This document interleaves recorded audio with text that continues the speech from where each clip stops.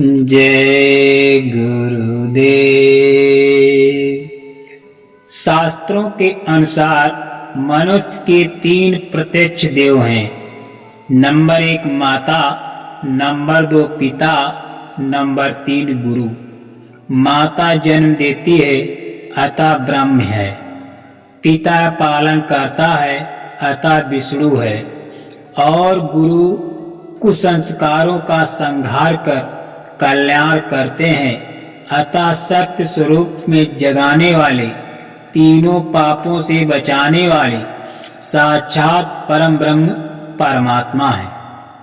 फिर चाहे भगवान डॉक्टर श्री चतुर्भुज सहाय के रूप में हो, चाहे मुनि शुक्रदेव जी के रूप में हो, और चाहे परम हंस रामकृष्ण के रूप में हो, या परम संत बाबा जय गुरुदेव के रूप में हो, किसी व्यक्ति का नाम नहीं है।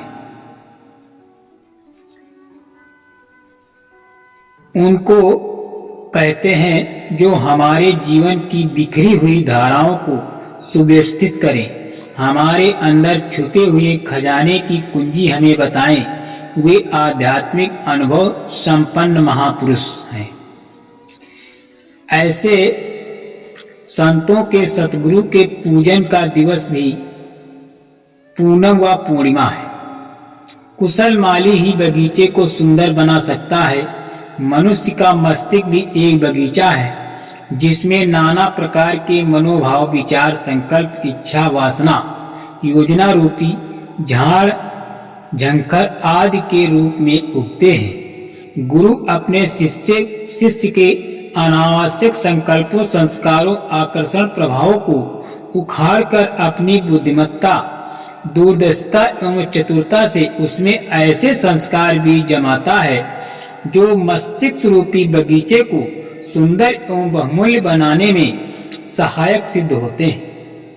सुयोग व्यक्ति भी आत्मनिरीक्षण में सफल नहीं होते, उन्हें दूसरे का आश्रय लेना ही पड़ता है।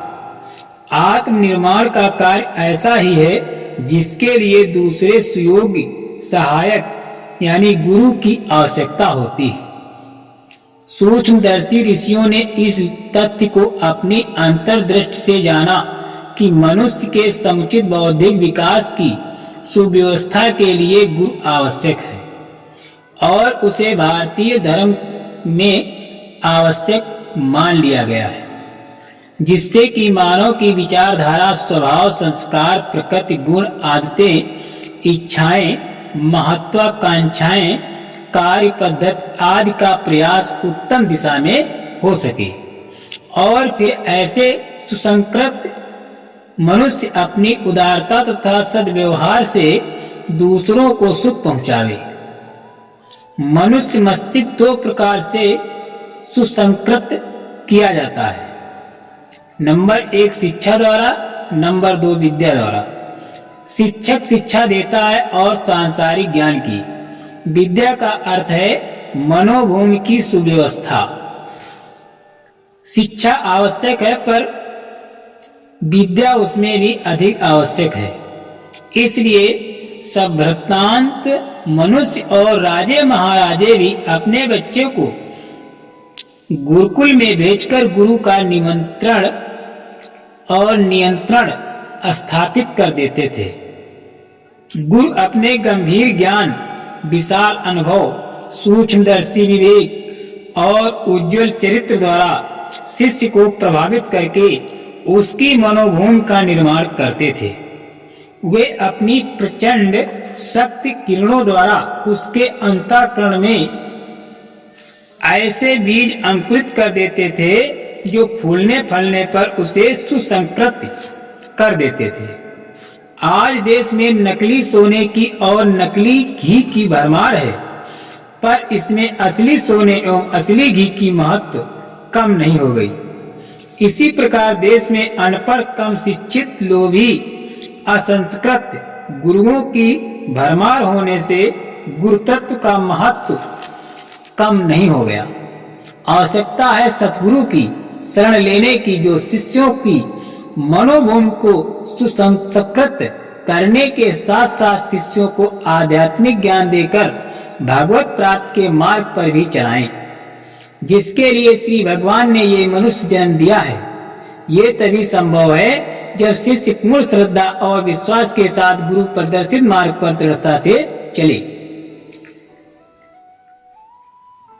दुर्भो विषयो त्यागो दुर्भ्यम तत्व दर्शनम दुर्व्या सहजावस्था सतगुरु करुणा बिना। जैसे मन सहित इंद्रियों के विषय का त्याग करना अति कठिन है, और जैसे आत्मध्यम तत्व का दर्शन अर्थात भगवान के दर्शन प्राप्त करना अति दुर्लभ है, वैसे ही सतगुरु की कृपा बिना मन बुद्धि में भगवत प्रेम उत्पन्न होना अति कठिन है। विद्या गुरु और दीक्षा गुरु बहुत मिल सकते हैं, पर सतगुरु पुण्य कर्मों से ही मिल पाते हैं। ऐसे सतगुरु की महिमा में ही वेदवाणी है, गुरु ब्रह्मा गुरु विष्णु गुरु देवो महेश्वरा गुरु साक्षात पार ब्रह्म तस्मै श्री गुरुवे नमः। श्री गुरुदेव ही शिष्य को दीक्षा देकर उसको पुनः जन्म देते हैं, अतः ब्रह्मा है। वे शिष्य को बारंबार अनेक प्रकार से समझाते हैं और ज्ञान देकर पालन करते हैं, अतः विष्णु है। मैं ऐसे श्री गुरुदेव को प्रणाम करता हूँ। मंत्र मूलम गुरु वाक्य मोक्ष मूलम गुरु कृपा। गुरु तत्व की संपूर्ण शक्ति गुरु मंत्र में निहित है। गुरु प्रदत्त बीज मंत्र अपनी अलौकिक शक्ति से शिष्य के हृदय में अनंत प्रकाश प्रज्वलित कर देता है। हृदयागम कर लेने पर मंत्र की सिद्धि प्राप्त हो जाती है। अतः अपने कल्याण के लिए सभी को गुरु शरण में अवश्य लेनी चाहिए। गुरु बनने से पहले गुरु के जीवन में उतार चढ़ाव आए होंगे, अनेक अनुकूलताएं प्रतिकूलताएं आई होंगी। उनको सहते हुए भी वे साधना में रत रहते हैं और अंत में गुरु तत्व को पाने में सफल हुए। वैसे ही हम उनके संकेतों को पाकर उनके आदर्शों पर चलने का दृढ़ संकल्प करके तदनुसार आचरण करें तो यही इच्छा गुरु पूजन होगा। जिनके जीवन में सतगुरु का प्रकाश हुआ, वास्तव में उन्हीं का जीवन धन्य है। जिनको जीते जी सतगुरु मिल गए, जिनको आत्म अनुरागी संतों का संग मिल गया, वे अपने को बड़भागी मानते हैं। अष्टवक्र महाराज को पाकर जनक जी, गुरु वशिष्ठ जी को पाकर रामचंद्र जी, गुरु संदीपन जी को पाकर श्री कृष्ण और बलराम जी, गुरु गोविंदाचार्य को पाकर श्री शंकराचार्य, श्री जनार्दन स्वामी को पाकर एकनाथ जी अपने को बड़भागी मानते हैं। आज रामाश्रम सत्संग मथुरा के समर्थ गुरु परम संत चतुर्भुज सहाय जी को पाकर हम सभी साधक बड़े सौभाग्यशाली हैं। ऐसे शिष्यों के पास चाहे ऐहिक सुख सुविधाएं के ढेर हों, चाहे प्रतिकूलताएं हों, फिर भी वे सदा मुस्कुराते हुए जीवन बिताते हैं। मुस्कुराते हुए ईश्वर के रास्ते पर चलते हैं। उत्तम साधक लक्षण सहते हैं, फिर भी धन्यवाद देते हैं, कभी फरियाद नहीं करते। मध्यम साधक फरियाद भी करते हैं और धन्यवाद भी देते हैं, और कनिष्ठ साधक तर्क करके गुरु को तौलते रहते हैं। श्रद्धाहीन को तो गुरु एक मनुष्य दिखते हैं। मनुष्य की मूर्त पत्थर दिखती है और तीर्थ जलाशय दिखते हैं, परंतु श्रद्धालु को जलाशय तीर्थ रूप दिखते हैं और मूर्ति में भगवान दिखते हैं और गुरु साक्षात परमेश्वर दिखते हैं। गुरु और शिष्य के बीच जो दैवीय संबंध होता है उसे दुनियादार क्या जाने।